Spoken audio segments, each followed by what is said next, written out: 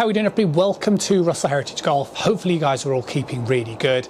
Today's video is all going to be about staying in posture and how to stop standing up. And we're going to look at this in two parts, because you might be a golfer who is standing up in the backswing position. You might be a golfer who is early hip extending and standing up in the downswing. But you have to start with the backswing, because I would say for 95% of golfers that I meet that are aware that they struggle in the downswing to stay in posture, so they're doing this instead of this, it's because of either a posture fault or a backswing fault.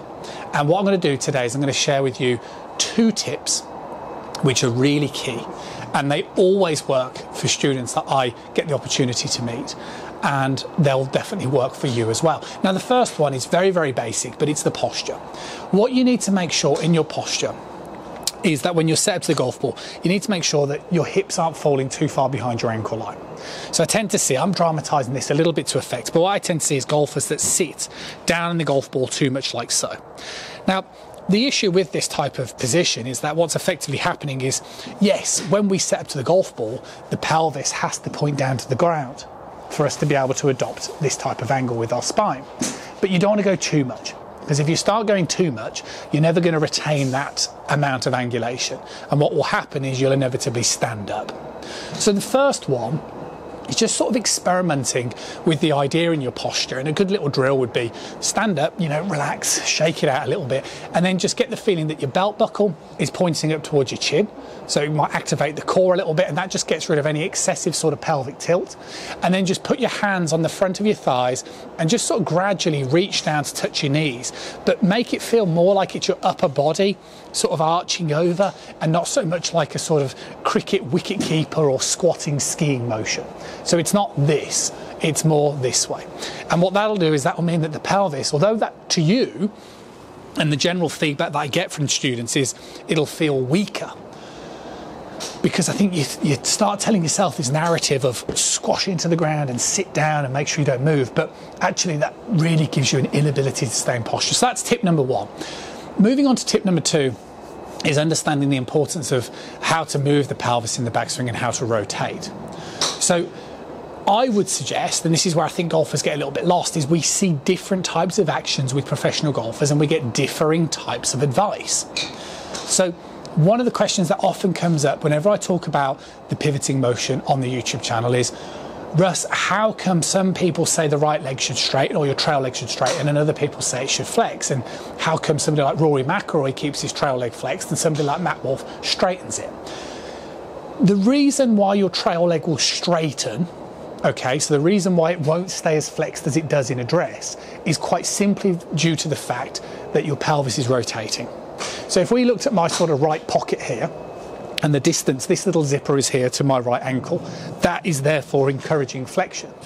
But if I rotate, and let's say I rotate my pelvis, whatever, 40 degrees, then my leg is straightening, okay, because my pocket is further away from my ankle. If I rotated my pelvis 55 degrees, then obviously now my trail leg is starting to straighten because that's moving further away. But the point is, and what you don't want to do, is you don't want to immediately straighten the leg, okay? So it's completely acceptable that your trail leg will straighten. In fact, it's an inevitability due to the fact that you need to rotate your pelvis in the backswing, or you need to move your hips and your pelvis in the backswing. This leg is going to straighten. But you don't want to straighten it, and you certainly don't need to be straightening it too soon. And that's one of the problems that I tend to see with golfers then. Because you really need to understand that you need to use this as a platform to turn into in the backswing, okay? You need this, you need to put pressure in towards that trail side, because then as you start this downswing, it gives you the ability to pull that lead hip back. If you sort of straighten this leg too soon and there's not enough weight under it, and then you try and pull this back, this is always going to fire in the way. So what I would say is, the reason why golfers struggle in the start of the downswing is because the posture is generally wrong. And I think, personally speaking, if you do loads of hip turn in the backswing position, you're going to have to do loads of hip rotation in transition to bring it back around. So therefore, what you want to be doing is you want to be just doing enough hip rotation to help you turn to 90 degrees of shoulder turn. So that's the, going back to the basic drill of just putting the club across your shoulders, turn your shoulders to 90 degrees. That's a necessary amount of rotation. And if you need to turn your hips quite a lot to do that, absolutely fine. If you don't, brilliant, because that will help you store up and load up much more. So like I said, this is part 1 of 2, and we'll start to talk about the downswing in an upcoming video. But my advice would really be check your posture. And the second piece of advice would just be make sure that it's, like I say, just don't straighten that leg up too soon, because what you're going to find is that it's going to have a massive upset in your downswing. Just make sure that when you're rotating, you can feel that there's weight pressure moving underneath that trail side, and hopefully that should just get rid of those sort of curiosities between a straight leg and a straightening leg. Like I say, that tends to work well for students that I get the chance to meet, and hopefully it will help you guys out as well, and you can let me know in the comments box below.